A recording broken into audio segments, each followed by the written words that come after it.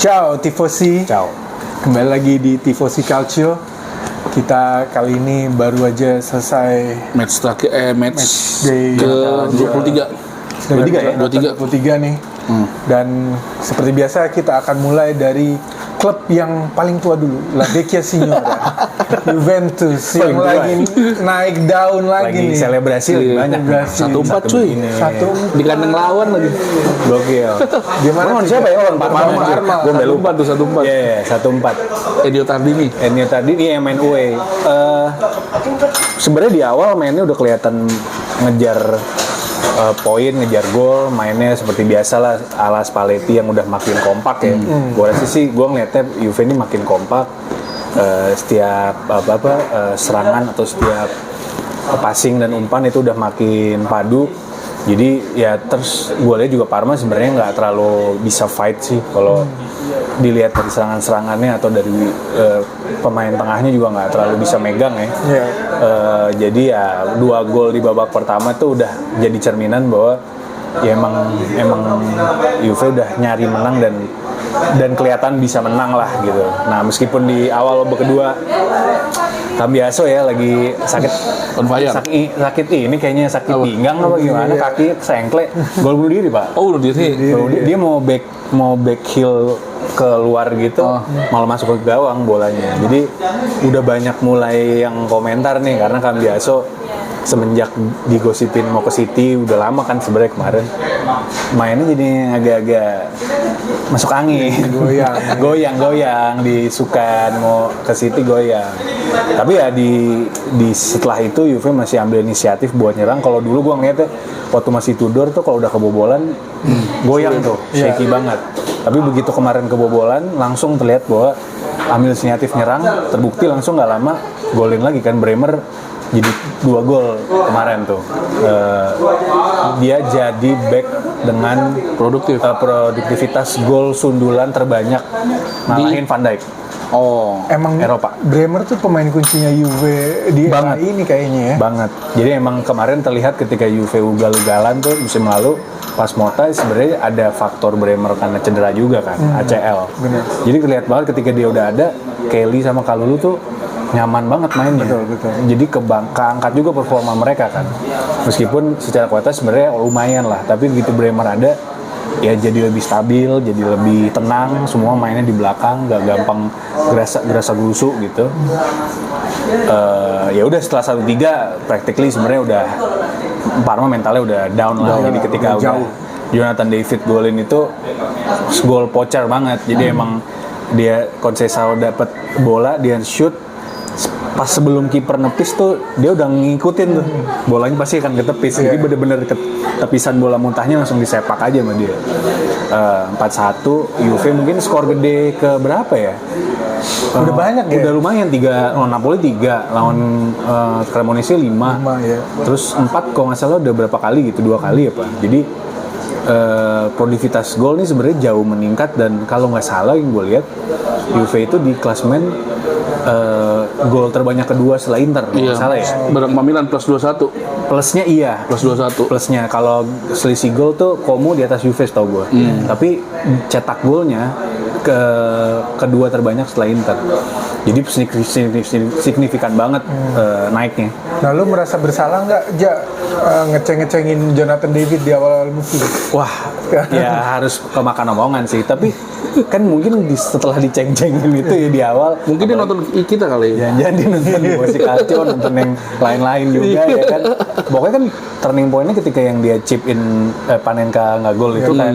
Itu kan semua kritik dia segala macam. Nah setelah itu tuh langsung benar-benar berbalik, dia bisa langsung perform. Gol dan assist-nya tuh sekarang mungkin udah tembus 8 kali ya. Oh wow, lumayan. Udah lumayan. Jadi hampir tiap match tuh ada kontribusinya gitu. Dan ya mungkin disupport juga sama pelatih dan sama timnya juga. Jadi emang kelihatan banget dia langsung tune in performanya setelah dikritik habis-habisan. Ya it's a good thing buat Juve adalah dia momennya on fire sekarang. Karena biasanya Juve di Januari itu jelek. Nah itu selebrasi pemain-pemainnya Juve tuh kayaknya udah dilatih sebelumnya ya. Udah ya. Selain latihan main, latihan selebrasi juga kayaknya. Emang lu lihat selebrasinya gimana aja?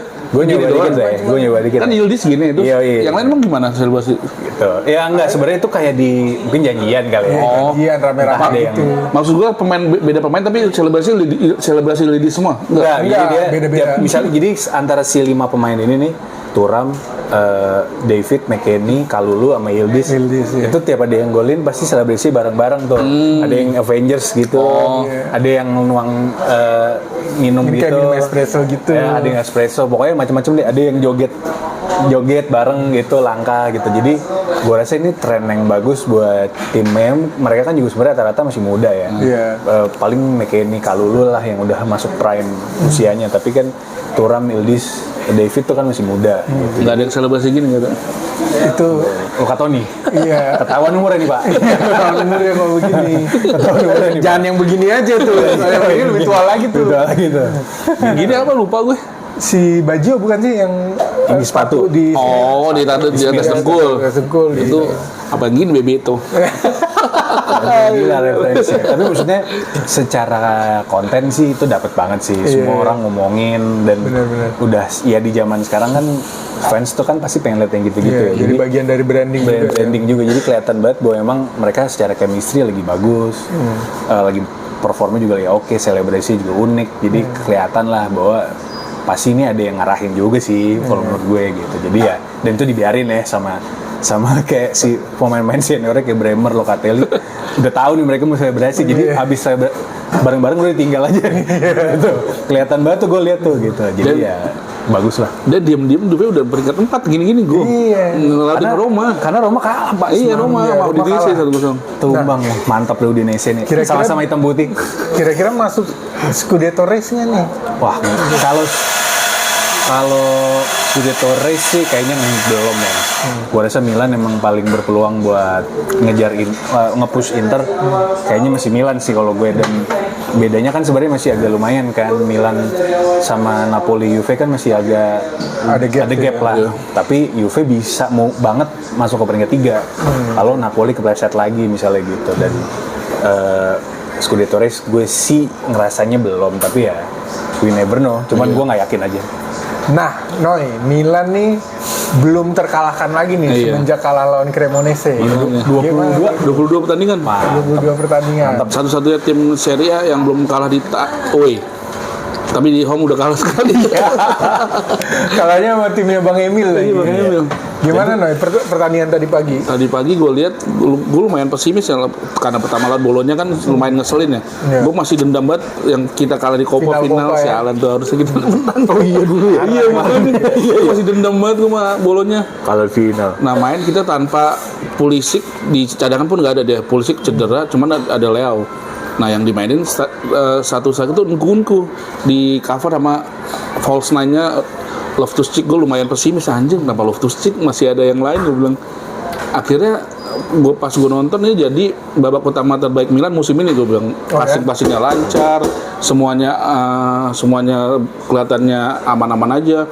Dari passing-passing si Loftus-Cheek sama Nkunku, ternyata dia kompak di depan, baru lihat gue. Ditambah satu faktor yang bikin Milan bisa menang 3-0, gue lihat karena absennya kiper utama Bolonya tuh, Skolupski. Dia tuh lumayan ngeyel tuh. Lumayan ngeyel kok nggak lawan Milan. Itu juga salah satu kiper yang suka tiba-tiba jago. Iya benar, lawan Milan jago banget. Prime Buffon. Buffon juga. Nah, Skorupsi itu absen kemarin, entah cedera apa akumulasi, gue kurang tahu. Jadi yang dimainin kiper kedua, jadi lumayan bisa 3-0. Gue lihat si Nkunku juga udah mulai perform semenjak ada Fulkrug. Pas dia diganti Fulkrug masuk juga beberapa peluang juga Fulkrug masih dapat, harusnya bisa lebih dari 3-0 sih gue nonton kemarin. Lu lihatnya gimana? Nah, gue lihat ini ada perubahan sih dari Milan yang tadinya kalau lawan tim-tim kelas menengah atau tim-tim kelas bawah itu suka kesulitan, karena kan game modelnya Milan, game modelnya Allegri sama-sama kita tahu defend, counter attack. Defend, counter attack. Tapi sekarang ketika kita nguasain possession udah mulai jalan tuh. Possessionnya gimana bisa ngebongkar low block dari tim-tim lawan kayak Bolonya tadi pagi. Nah, passing-passingnya terutama di babak pertama bener kata Lino banyak yang masuk ke area pertahanannya Bolonya, tinggal emang finishingnya aja sih yang perlu diperbaikin lagi. Nah, ini yang bikin seru di Milan adalah persaingan di lini depan. Iya. Semua pemain ngegolin, tapi semua pemain strikernya Milan tuh nggak ada yang konsisten gitu. Bagi rata. Jadi setiap minggu tuh bisa berubah tuh golnya. Bisa Leo Pulisic, ntar bisa tiba-tiba Fulkrug, Nkunku, Loftus-Cheek bahkan. Gue juga sebenarnya secara personal kaget sih si Loftus-Cheek dipasang jadi second striker, tapi ternyata berbuah bagus. Golin ini. Golin dia. Gol pertama. Ya. Loftus-Cheek. Nah, ini bisa jadi bikin pusing Allegri sih, masang strikernya nanti siapa sebenarnya. Kalau di tengah kan otomatis udah inilah ya, udah ada langganannya lah ya, udah nemu gitu formulanya. Lord Rabiot golin lagi, statement. Terima kasih Juventus. Akhirnya emang Rabiot. Ini gue sekarang yang ini sih, yang jadi kayak lo sama Jonathan David tadi. Emang gue sempet meremehkan Rabiot soalnya kan ya udah lewat lah masanya. Udah umur segitu, cuma nyari menit bermain doang di Milan, ternyata dia bisa kasih impact yang bagus banget gitu. Membuktikan dia nonton ini kita. Lu Tifosi Calcio. Iya. Lu ngomong gitu, aku buktiin sama Diego. Brengsek nih. emang love story sama Allegri dia udah. Oh iya, emang cocok sama Allegri. Udah, makanya dia yang bawa pasti kan pengen kan Rabiot ke Milan tuh. Benar. Ternyata works gitu dan mungkin ada Modric juga kali, efek Modric ya, bikin dia bisa lebih gacor gitu. Iya benar. Selain itu semalam gue nggak nyangka si Selemakers absen, pengganti Atikame lumayan gue. Iya, Atikame kasih lumayan, satu assist kemarin gue bilang. Lagi pula terus tusukannya gue bilang lah lebih bagus dari dia yang awal-awal di debut di Milan gitu. Maksud gue dia udah mulai improve dengan permainan sekarang, apa baru adaptasi dengan Liga Italia, gue nggak ngerti dah tuh. Nah, yang gue agak surprise juga line of engagement-nya Milan sih di pertandingan kemarin kan biasanya lebih ke mid block atau ke low block, tapi kemarin tuh langsung high pressing di babak kedua dan terbukti salah satu golnya Rabiot kan dari pressing yang dilakukan di area pertahanannya Bolonya tuh.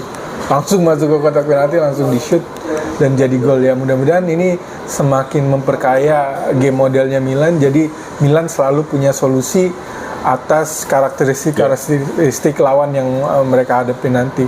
Dan ini membuat Milan jadi tetap bisa nempel Inter, dan Inter kembali menang lagi lawan Cremonese.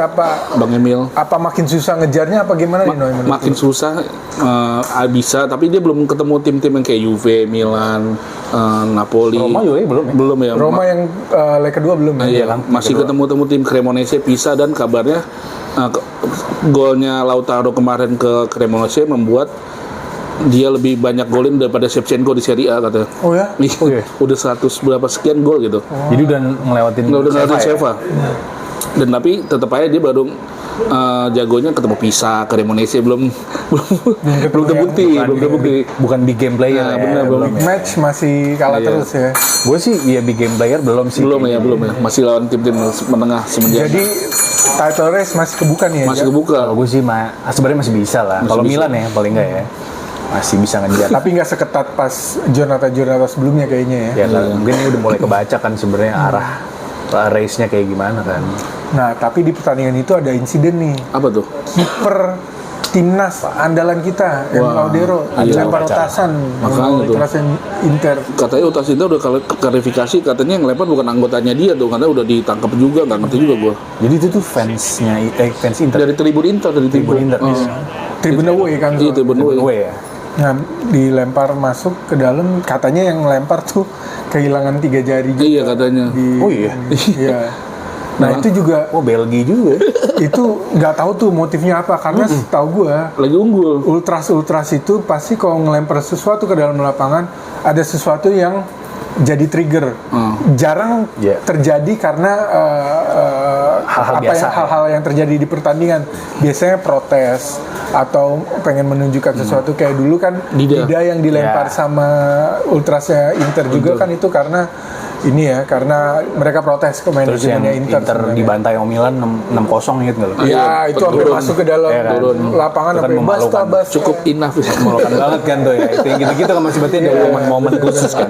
Jadi sebenarnya motifnya emang kita nggak tahu kenapa ya. Emang rusuh aja Emang kayaknya. Belgia aja Belgia. Akhirnya IG-nya Inter Dirujak. dirujak sama Oh iya, netizen. netizen Indo ya. Iya, jarang-jarang kan lu lihat di komennya Senang ya kita Inter, ya. Senang gitu gitu. di komen IG-nya Inter ada tulisan Inter Milan Janco. Itu baru terjadi itu Baru terjadi Netizen Indonesia. Netizen Indonesia. Ngeri. Itu komennya tuh sampai Gue belum lihat lagi. 5.000 sampai 4.000 gitu. banyak sih. Di gambar yang mana? Di officialnya Inter Enggak, yang kan foto yang mana maksudnya? ada pokoknya Mungkin 3 yang terakhir lah. Iya, mungkin yang full time match gitu kali ya. Iya.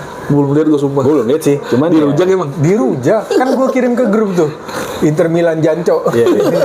Gimana Inter isi nih tanggapannya nih terhadap insiden ini nih. Alexa gimana Alexa gimana nih? Dia menang Dicecar sama sih, netizen.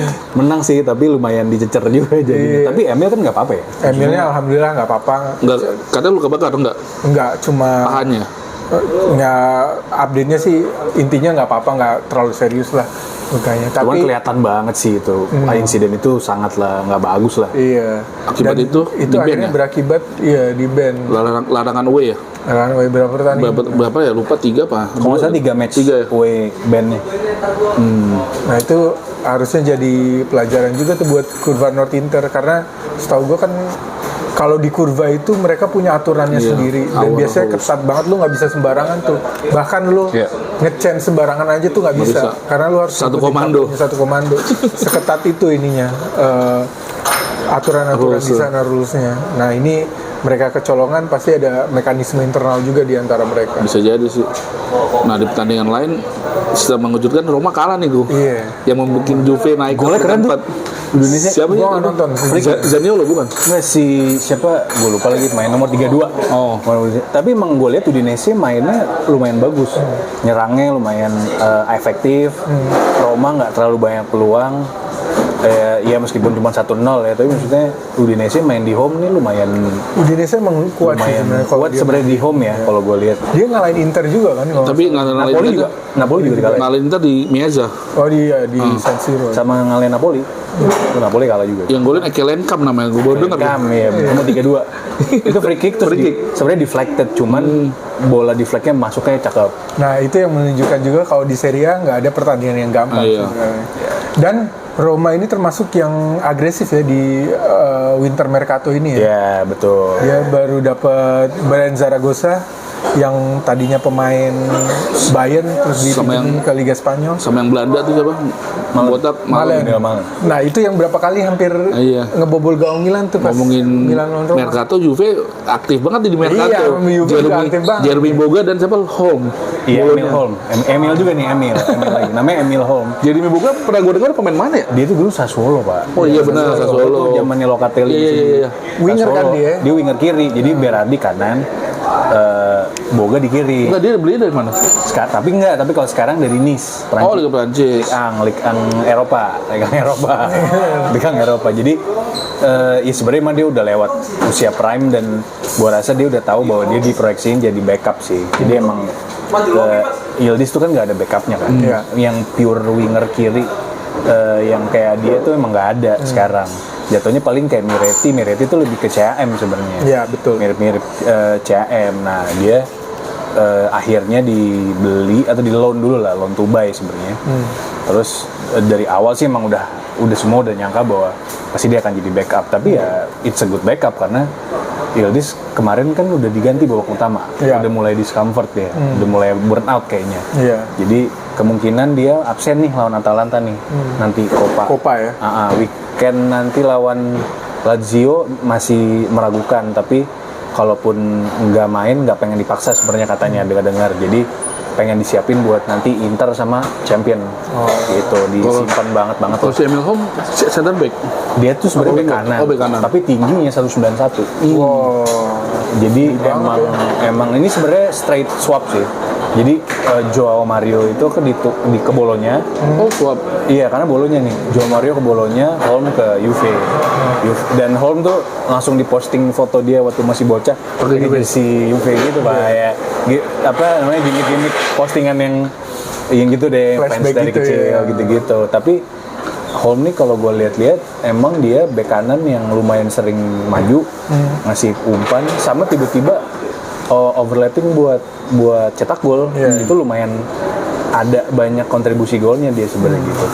Gue nggak terlalu ngeh kalau sisi defensifnya gimana, tapi ya harusnya ini tipe-tipe pemainnya yang sekarang diperluin sama Juve sih, karena Kalulu praktis nggak ada gantinya kan.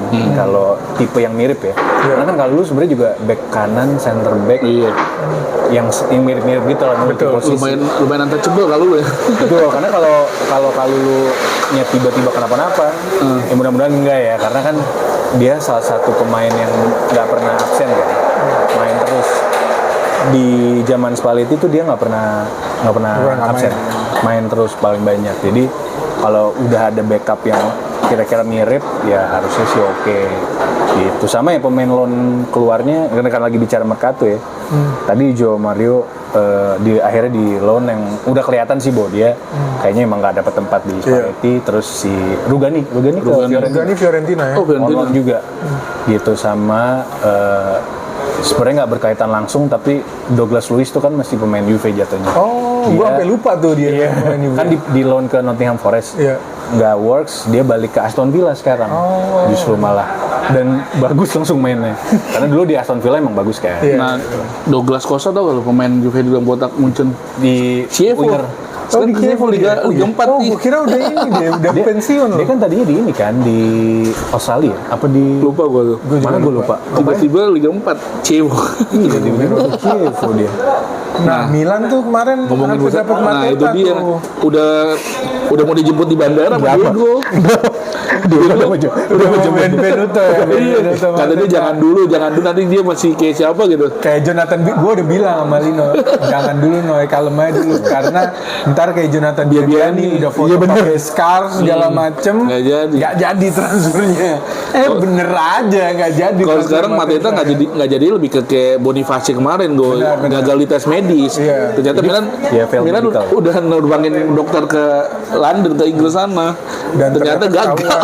Ketahuan lututnya tuh bermasalah. Dan terbukti gak lama setelah itu si Mateta tuh harus operasi lututnya. Jadi dia bisa out berapa 4 bulan ya? setahun. 4 bulan kalau nggak salah. Pantesan dia pengen banget segera dirampungin itu transfer.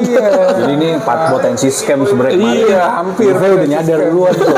Nggak jadi. Hampir aja beli kayak Biabiani. Kacau.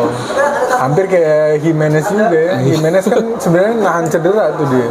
Akhirnya baru. Nah, bursa transfer Jadi ya siapa aja? yang bursa transfer yang gue tahu si Edin Dzeko cabut dari Fiorentina ke Schalke. Iya. Oh, dia cabut ya. Ke Schalke. Nah, si Milan rekrut pemain muda. Tapi langsung dipinjemin lagi ke Catanzaro. Cisse siapa gitu lupa gue namanya. Dari Verona tuh dia.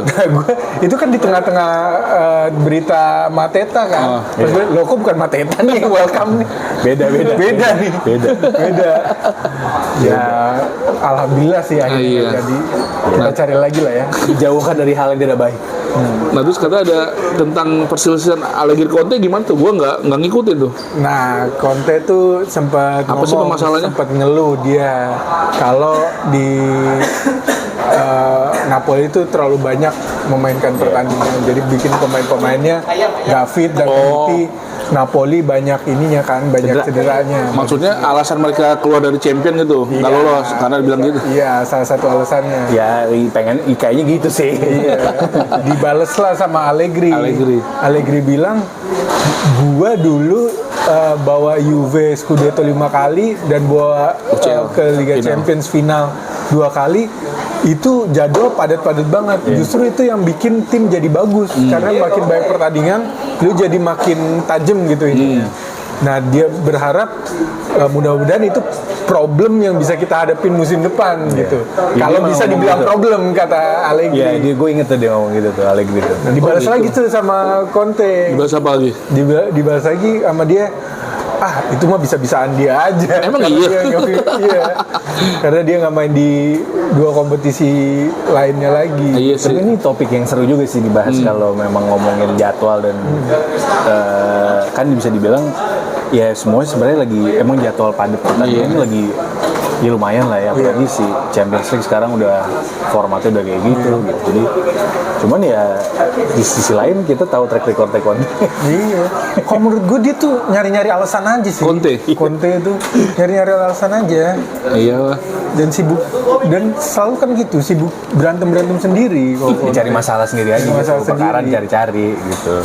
Aduh, kadang di luar nurul sih. Di luar nurul. Conte ini. Oke, Ja, prediksi lo di pertandingan terdekat Juventus Coppa lawan Atalanta gitu. Copa dulu apa? Copa dulu. Copa tuh kalau nggak salah itu di kita taping sekarang besok malamnya kalau nggak salah lawan Atalanta di Bergamo. Atalanta kan kemarin nyaris kalah ya. Waktu kita mungkin kalau balik dikit ke fixture Giornata, Como Atalanta tuh kan seri 0-0. Atalanta kalau nggak salah menit 10 udah main 10 orang kalau nggak salah ya. Yang diserang abis-abisan mau Como, ball positionnya 78% kalau nggak salah. Itu Dan ajaib menit sih terakhir penalti. Penalti ya? Nikopas ditepis sama si Karnesi. Karnesi. Nangis gak masuk penaltinya. Iya, jadi dan itu lumayan ngebantu jarak aman Juve juga sebenarnya. Jadi begitu seri si Atalanta posisinya emang masih di bawah Como, tapi kan dia kan direct rival. Jadi poinnya nggak terlalu jauh sama mereka berdua. Dan Como sebenarnya lebih kehilangan poin sih itu jatuhnya. Iya, Karena injury time gagal. iya, injury time-nya gagal menang di menit akhir. Wah, itu sih udah emang udah bukan harinya aja. Apes. Nah, mudah-mudahan setelah lawan Como capek nih. Mudah-mudahan. Jadi ketika main di Bergamo nggak terlalu, karena kan Atalanta yang sekarang kan bukan beda. zamannya Gasperi ini kan. Jadi masih ya harusnya peluang-peluang buat gua nggak tahu apakah Spalletti akan rotasi banget. Mungkin akan rotasi, apalagi udah ada pemain baru ya. Jadi mungkin dia akan rotasi beberapa. Tadi gue bilang Yildiz mungkin nggak main, mungkin besar nggak main, sama ya kemungkinan Openda, Kop Minus mungkin main. Boga main kayaknya Boga. Boga sih feeling gue kayaknya main sih gitu. Tata Boga. Tata Boga. Jadi emang apalagi dia atmosfer Serie A udah tahu ya. Iya, Jadi harusnya dia bisa langsung tune in lah gitu ke Serie A. Nah, Milan kan harusnya main lawan Como. Nah itu dia ditunda ya, mungkin karena Inter mungkin karena jadwal bentrok sama Inter yang main di Coppa, jadi Milan diundur mungkin ya. Jadi karena Milan cuma main di satu kompetisi ya udahlah undur aja. Soalnya tadinya kan Milan Como ini harusnya main Di Australia, kan, di Oh, yang kemarin itu ya, yang iya. Di Perth ya apa Iya, di di Perth. banyak yang nggak setuju katanya itu karena jaraknya Jauh banget. udah gitu dia si Australia minta wasitnya dari AFC, dari Asia bukan dari Serie A. Iya, ngaco Itu sih lucu sih. Ngaco sih itu. Ya udah. Jadi nanti ditunda ya. Ditunda. Nah kemarin yang balik lagi ke lu yang Nikopas gagal penalti, ternyata di Serie A dia udah 3 kali penalti, 3-3 gagal. Gagal semua ya? Iya. Oh, gue baru tahu. Makanya udah sial banget ya orang. jago di lapangan tapi penalti kurang jago. Mungkin ada yang sesuatu yang Makanya mungkin harus ganti pemain penendang mesti ya. ganti eksekutor. Itu membuktikan juga bahwa nendang penalti itu nggak gampang. Benar. Tuh, terus gue setuju banget sih. Makanya Jonathan David jangan ulang lagi ya. Panen kayak Jangan itu. dipanen Pas juga. banget deh, jangan bikin stres aja tuh. Oh nggak, men, tambahan men. Apa? Kapten kita semua, Siapa Oh itu? iya. Abang Jai. Bang Jai, oh ya, kemarin clearance ya depan gawang. Cakep sih. Dia Kemarin udah berat cakep sih. sering banget clearance ya dia. Maksud Gue gua perhatiin tuh- kayak 3 kali lebih. Sering banget diserang soalnya dia. Iya sih, satu itu. Bener, logiknya bener. Tapi maksudnya pas timingnya selalu dia, ngerti nggak? Maksudnya Iya. si duetnya dia, si Muharremovic itu pasti jarang telat nutup gitu. Jadi pasti selalu dia yang ujung-ujungnya clearance, dan itu keren banget sih menurut gua. Dan itu artinya dia ngebaca permainannya bagus. Iya, bagus. Si Jaitses. Memang terbukti dia punya IQ tinggi berarti kan. Bener. Betul. Senang banget gue ngeliatnya. Gue seneng banget Banget ngeliatnya gitu asli. ya. Bang Jai Setelah blunder lawan Juve ya. Iya, ya itu udah nggak apa-apa lah lawannya Juve. Gue senang-senang aja. Tapi jago lagi di situ. Terus ada apa lagi nih, Noy? Udah sih sejauh itu aja sih. Kayak cukup ya. Cukup dah hari ini. Podcast kali ini. Oke. Jangan lupa Tifosi, nantikan terus podcast dari kita, dan juga nanti ada konten-konten lainnya juga. Di mana, Saksikan. Noy? Di TikTok, YouTube sama Instagram ya. Ya. Pokoknya pantengin terus dan komen-komen terus lah. Biar Yoi. kita bisa berdiskusi dan bercengkrama di sana. Amin. Sampai jumpa lagi. Ciao tifosi. Ciao. Forza Ciao. Calcio.